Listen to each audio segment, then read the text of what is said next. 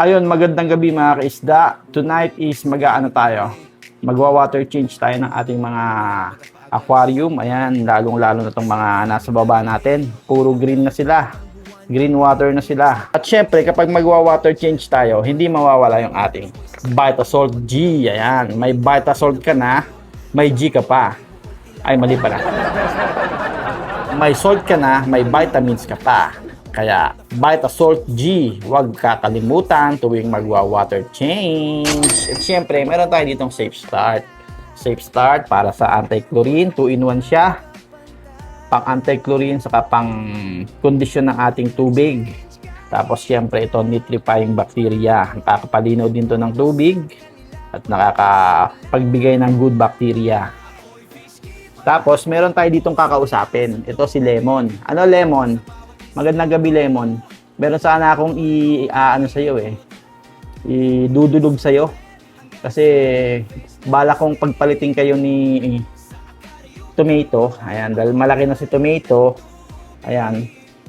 Parang gusto niya sa taas kasi lagi siya nakatingin sa taas. Gusto niyang magpalipat sa taas. So, tatanungin kita, Lemon, kung okay lang sa'yo. Payag ka ba? Sa baba ka muna. Diyan muna si Tomato. Palit kayo. Okay lang ba, Lemon? Oh, mukhang happy naman siya. Payag ka na. Palit kayo. Kasi magwa-water change tayo ngayon. Para isang palitan na lang. Kapag water change natin, palit na kayo. Ano naman masasabi mo? Nasaan na siya? Ayan. Tomato, ano masasabi mo? Payag na ba si ano? Payag na ba si Lemon? Gusto mo sa taas? Isa daw niya sa taas, oh. Si Lemon mukhang pumapayag, masaya siya.